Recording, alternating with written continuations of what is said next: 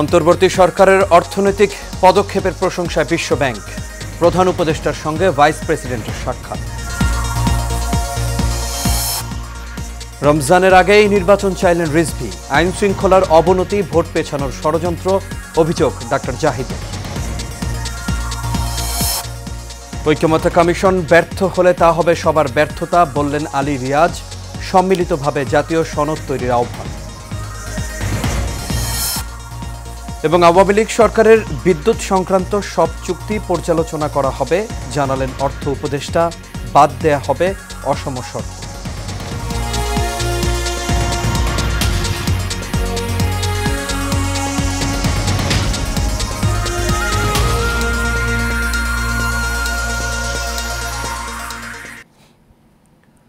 সবাইকে স্বাগত Asian prime নিউজে। দর্শক, পুরো সংবাদ জুড়ে আপনাদের সঙ্গে আছি আমি আনোয়ার রাজ। এতক্ষণ শুনছিলেন বিআরবি কেবল ইন্ডাস্ট্রিজ লিমিটেড সংবাদ শিরোনাম। এবার চলে যাচ্ছে পুরো খবরে। প্রধান উপদেষ্টা ডক্টর মোহাম্মদ ইউনূসের সাথে বৈঠক করেছেন দক্ষিণ এশিয়ায় নবনিযুক্ত বিশ্বব্যাংক ভাইস প্রেসিডেন্ট জোহানেস জুট। রোববার রাতে রাষ্ট্রীয় অতিথি ভবন যমুনায় প্রধান উপদেষ্টার সঙ্গে সাক্ষাৎ করেন জুট। গত বছরের জুলাই গণ অভ্যুত্থানে যারা জীবন দিয়েছেন সেই শিক্ষার্থীদের প্রতি তিনি শ্রদ্ধা জানান এবং একে বাংলাদেশের সঙ্গে যুক্ত সবার জন্য অত্যন্ত আবেগঘন মুহূর্ত বলে অভিহিত করেন। বৈঠকে প্রফেসর ইউনূস বিশ্ব ব্যাংকে আহ্বান জানান বাংলাদেশকে যেন তারা শুধুমাত্র একটি ভৌগোলিক সীমানা হিসেবে না দেখে, বরং বৃহত্তর অর্থনৈতিক শক্তি হিসেবে বিবেচনা করে। বৈঠকে উপস্থিত ছিলেন প্রধান উপদেষ্টার আন্তর্জাতিক সম্পর্ক বিষয়ক বিশেষ দূত লুৎফে সিদ্দিকী।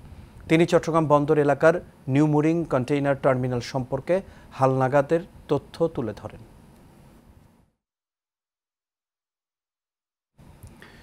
বিএনপির ১৬ বছরের আন্দোলনের পটভূমি ২৪ জুলাই, এমনটাই মন্তব্য করেছেন দলটির জ্যেষ্ঠ যুগ্ম মহাসচিব রুহুল কবির রিজভী। তার মতে গত ১৬ বছরে বিএনপি চেয়ারপারসন খালেদা জিয়া ও ভারপ্রাপ্ত চেয়ারম্যান তারেক রহমানের নেতৃত্বে গণতন্ত্রের জন্য মাঠ প্রস্তুত হয়। তখন যে পটভূমি রচিত হয়েছিল সেই পটভূমির ওপর জুলাই আন্দোলন বিজয় লাভ করেছে। সকালে কুড়িগ্রাম কেন্দ্রীয় ঈদগাহ মাঠে জুলাই আন্দোলনে নিহতদের পরিবারকে আর্থিক অনুদান প্রদানের অনুষ্ঠানে যোগ দিয়ে তিনি এই মন্তব্য করেন। এ সময় রুহুল কবির রিজভী আরও বলেন, আওয়ামী লীগের দোসররাই নির্বাচন পেছানোর ষড়যন্ত্র করছে। একটি পক্ষ যখন বিএনপিকে নিয়ে অপপ্রচার ও কুৎসা রটাতে ব্যস্ত, তখন দলের ভারপ্রাপ্ত চেয়ারম্যান তারেক রহমানের নির্দেশে জুলাই শহীদ ও আহতদের পাশে দাঁড়াচ্ছে নেতাকর্মীরা। বাইরে কথা বলছেন কেন? আপনাদের তো, আমরা যদি বলি আপনাদের কি অভিজ্ঞতা আছে, একটা মন্ত্রী হলে পরে তো একটা অভিজ্ঞতার উপর আসতে হয়। আপনার একটা পানের দোকান চালানোর কি অভিজ্ঞতা আছে? সে অভিজ্ঞতা নেই, তারপরেও আপনার উপদেষ্টা হয়েছে।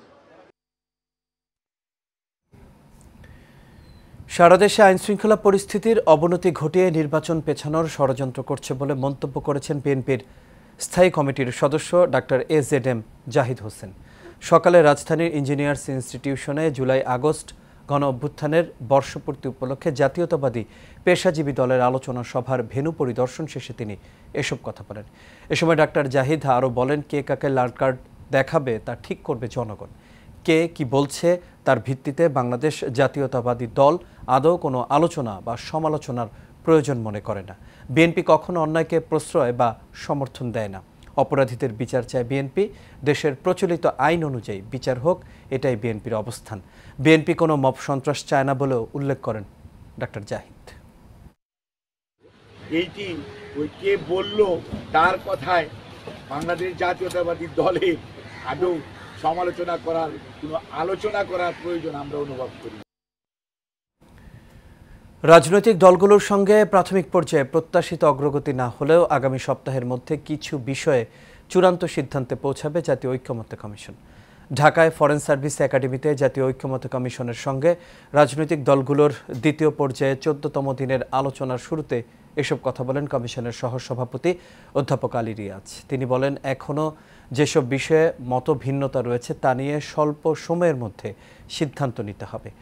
সম্মিলিতভাবে জাতীয় সনদ তৈরির আহ্বানও জানান তিনি সুস্পষ্টভাবে বলেন, কমিশনের ব্যর্থতা মানে সবার ব্যর্থতা। পরিবর্তন অতীতে গত এই আলোচনার মধ্যে আপনারা দেখিয়েছেন, সেটা আপনারা অব্যাহত রাখবেন আশা করি। কিন্তু সময়ের স্বল্পতাটা বিবেচনাটা করুন, যাতে করে আমরা খুব দ্রুত জুলাই মাসের মধ্যেই একটা জাতীয় সনদ প্রণয়ন করতে পারি। মৌলিক বিষয়গুলোকে যেন এই জাতীয় সনদে ক্ষমতাচ্যুত আওয়ামী লীগ সরকারের সময়ে হওয়া বিদ্যুৎ সংক্রান্ত সব ধরনের চুক্তি পর্যালোচনা করা হবে বলে জানিয়েছেন অর্থ উপদেষ্টা ডক্টর সালেউদ্দিন আহমেদ। সচিবালয়ের সরকারি ক্রয় সংক্রান্ত বৈঠক শেষে সাংবাদিকদের তিনি এই কথা জানান। অর্থ উপদেষ্টা এ সময় আরও বলেন, আগের সরকারের সময়ে হওয়া বিদ্যুৎ সংক্রান্ত সব ধরনের চুক্তি পর্যালোচনা করা হবে। এ সময় তিনি আরও জানান, জুলাই স্মৃতি জাদুঘর উদ্বোধন করা হবে আগামী 5 আগস্ট। এর নির্মাণ ব্যয়ের অনুমোদন দেওয়া হয়েছে।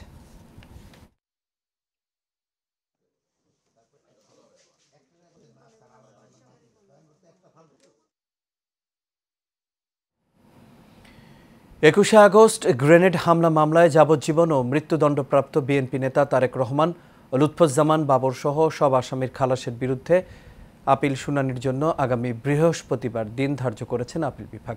মঙ্গলবার প্রধান বিচারপতি ডক্টর সৈয়দ রেফাত আহমেদের নেতৃত্বাধীন 5 সদস্যের আপিল বেঞ্চ এই আদেশ দেন। আদালতে বিএনপির পক্ষে উপস্থিত ছিলেন জ্যেষ্ঠ আইনজীবী ব্যারিস্টার জমির উদ্দিন সরকার, অ্যাডভোকেট জয়নুল আবেদিন, ব্যারিস্টার মাহবুব উদ্দিন খোকন এবং ব্যারিস্টার কায়সার কামালের সময় উপস্থিত ছিলেন। রাষ্ট্রপক্ষের শুনানিতে অংশ নেন attorney general Mohammad Asaduzzaman.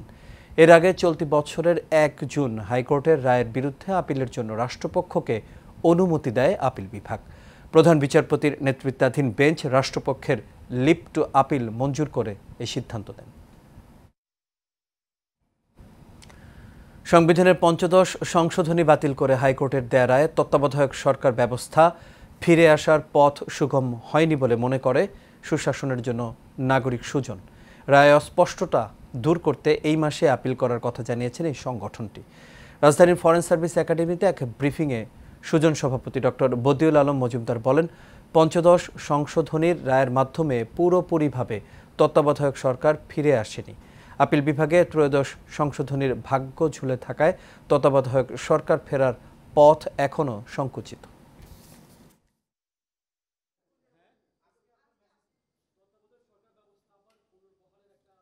Reuter ব্যাপারে আমরা সন্তুষ্ট, তবুও আমরা আপিল করব এবং আপিলের কারণ উনি আমাদের লয়ার ডক্টর শরীফ ভূঁইয়া সে ব্যাপারে আপনাদের সাথে কথা বলবেন। সংবিধান সংশোধনের জন্য কতগুলো নিয়ম বলে দেয়া আছে, ওই নিয়মগুলো না ফলো করে এই সংশোধনী করা হয়েছিল। এই দিকগুলো রায়ে পুরোপুরি আলোচিত হয়নি এবং পুরোপুরি এই দিকগুলো অ্যাড্রেস করা হয়নি রায়ে। তো সেই দিক থেকে রায়টা ভালো, কিন্তু এটা কিছুটা অসম্পূর্ণতা আছে বলে আমরা মনে করি।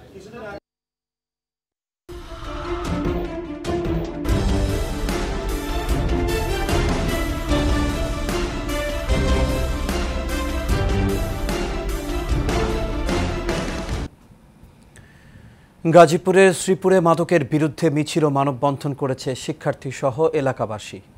বর্মি পাইটালবাড়ি থেকে একটি মিছিল বের হয়ে বর্মি বাজারের সামনে গিয়ে মানববন্ধন করা হয়। মাদক ব্যবসায়ীদের দ্রুত আইনের আওতায় আনার দাবি জানান স্থানীয়রা। এতে বক্তব্য রাখেন ছাত্র সমন্বয়ক মামুন, ব্যবসায়ী সুমন, মোবারক সহ আরও অনেকেই। সংবাদের এই পর্যায়ে থাকছে বাণিজ্যের খবর।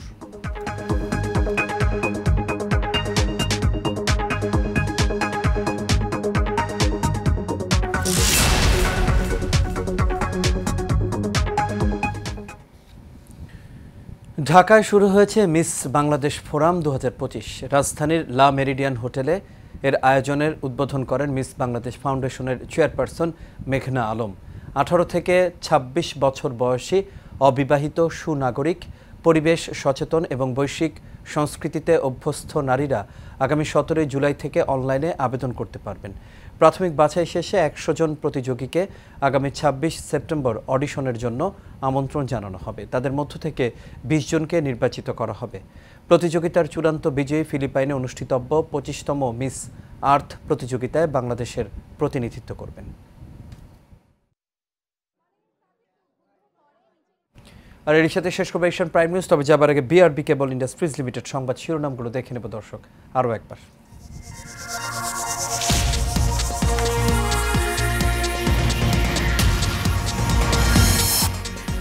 অন্তর্বর্তী সরকারের অর্থনৈতিক পদক্ষেপের প্রশংসায় বিশ্ব ব্যাংক।